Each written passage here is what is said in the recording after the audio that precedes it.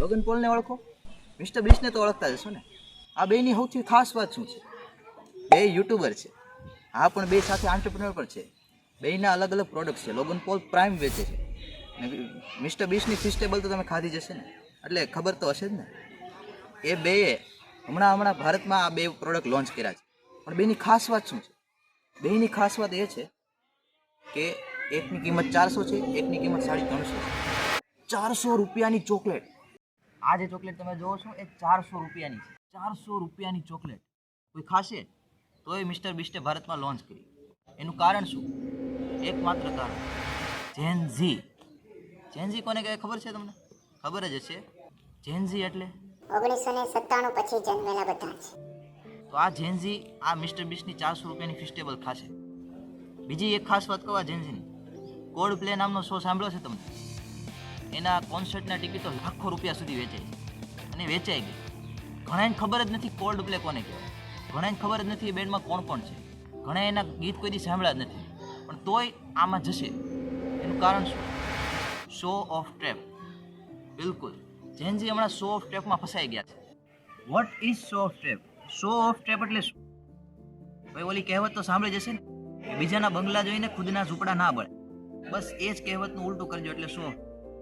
Imagine કરો કે તમારી બાજુમાં કોઈ લાલ કલરની ચમચમાતી મર્સિડીઝ લે, તો તમને પણ તમારી સ્વિફ્ટ જોઈને થશે કે ના ના આપણે પણ BMW લાવી જશે. ઇમેજિન કરો કે તમારી બાજુમાં કોઈ 5 સ્ટાર હોટલમાં જઈને બર્થડે પાર્ટી સેલિબ્રેશન કરે છે, તો તમને લાગશે કે ઘરે ને ઘરે સેલિબ્રેશન કરવું એ હવે જૂનું થઈ ગયું, આપણે પણ બહાર જવું જોઈએ. આ જ સોફ્ટ ટેપ છે. હું નથી કહેતો બધા જ જેનજી આમાં પડી ગયા છે, પણ લગભગ ઓલમોસ્ટ જેનજી એક આ સોફ્ટ ટેપમાં ફસાય જ છે. ઇન્સ્ટાગ્રામમાં નવી નવી પોસ્ટો કરવી, નવા બે ફોટો પાડવા, પેલા કોલ્ડ પ્લેના ગીતો સાંભળવા. પણ આ સોફ્ટ ટેપમાં એટલું બધું ખોટું શું છે? એમ શું નુકસાન છે? ભાઈ પોતાના પૈસા છે, પોતે વાપરે છે, એમાં આપણને શું લાગે? વાંધો છે પૈસા નથી ને વાપરે છે. ફોન લેવો તો આઈફોન જ લેવો, ભલે પૈસા ન હોય તો EMI ઉપર લેશે. હવે રિલેટેબલ લાગતું છે નહીં? ઘરે ઘરે આઈફોન છે ને એ આઈફોન EMI ઉપર જ છે. લોનું કેટલી વધી ગઈ હમણાં. પહેલાંના સમયમાં પૈસા નહોતા પણ ખર્ચા પણ નહોતા. અત્યારે પૈસા થોડાક આવી ગયા છે પણ ખર્ચા બહુ વધી ગયા છે. લોકોને લોન ઉપર જ બધું લેવું છે.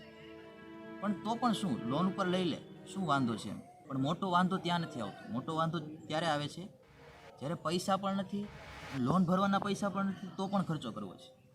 એક એક્ઝામ્પલ છે, એક મમ્મી શાકભાજી વેચીને પોતાનું ગુજરાન કરે છે, પણ એના છોકરાએ આઈફોન લેવાની જીદ કરી અને કીધું કે જ્યાં સુધી આઈફોન ના મળે ત્યાં સુધી હું ખાઈશ નહીં. એની મમ્મીએ જેટલી પણ સેવિંગ્સ હતી એ કરીને EMI ઉપર ફોન લીધો આઈફોન.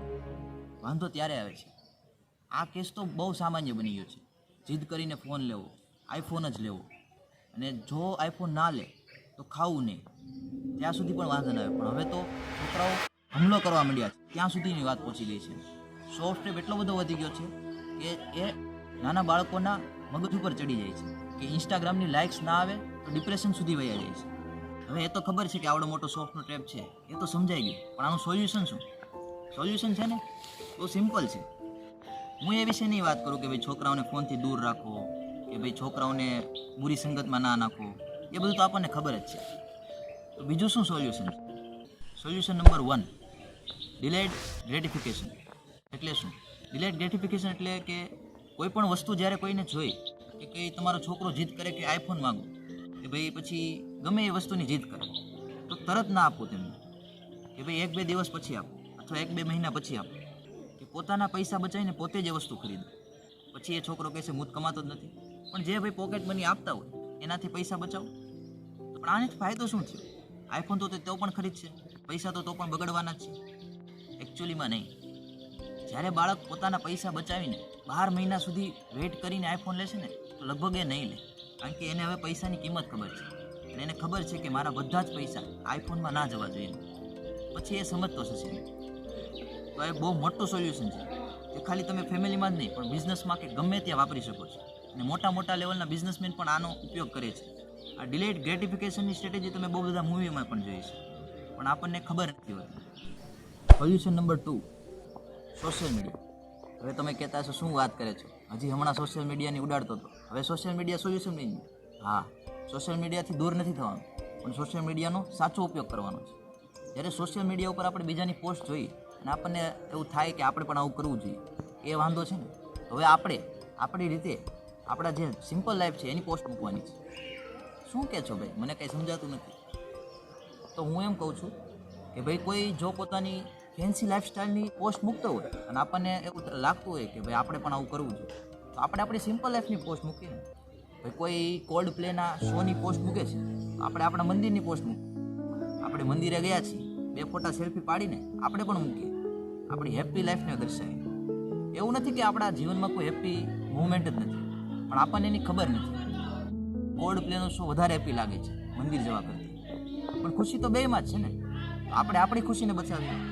આ રીતે આપણે પણ આપણી ખુશીને બતાવતા જશું તો આપણને ખબર પડશે કે આપણા જીવનમાં પણ ઓછી ખુશી નથી. Solution number 3, influence from the right people. તો એ ઇન્ફ્લુઅન્સ જ થવું છે તો સાચા માણસો પાસેથી ઇન્ફ્લુઅન્સ થાવ ને. જ્યારે પણ તમને એમ થાય કે ગાડી જોઈએ તો મર્સિડીઝ જ, બાકી ના જોઈએ, ત્યારે વોરન બફેટને યાદ કરો કે જે 10 વર્ષ જૂની ગાડી આપે છે. જ્યારે પણ તમને એમ થાય કે કપડાં પહેરવા તો ગુચીના જ, બાકી ના પહેરવા, ત્યારે માર્ક ઝકરબર્ગને યાદ કરો કે જે રોજ ગ્રે ટી-શર્ટ જ પહેરે છે. જ્યારે પણ તમને એમ થાય કે ધંધો કરવો હોય તો મોટી ઓફિસ જ જોઈએ, ત્યારે ગૂગલને યાદ કરો કે જે એક નાના એવા ડેસ્ક ઉપર શરૂ થઈ. ફેસબુકને યાદ કરો જે પણ નાના એવા ડેસ્ક ઉપર શરૂ થઈ. જ્યારે પણ તમને એમ થાય કે લગ્ન કરવા હોય તો અંબાણી જેવા જ, બાકી ના કરવા, ત્યારે ખાલી ખીચું જોઈ લેજો, સમજે જાય. જ્યારે પણ શો ઓફ કરવાનું મન થાય ત્યારે ખાલી જીવનમાં પાછળ જોઈ લેવાનું, તમને શું યાદ આવે છે? ફેન્સી કોન્સર્ટમાં ગયા હતા તે યાદ આવે છે? દોસ્તો સાથે કરેલી લસ્સી પાર્ટી યાદ આવે છે? તમને કોઈ મહાન સિંગરના કોન્સર્ટ યાદ આવે છે? કે દોસ્તારની બહુ ખરાબ અવાજમાં ગાયેલી સુરો બેસુરો અવાજ યાદ આવે છે? બસ ખાલી પાછળ જીવનમાં જોઈને એટલું જ યાદ કરો કે શું વધારે ઇમ્પોર્ટન્ટ છે, શો ઓફ લાઈફ કે પછી રિયલ લાઈફ.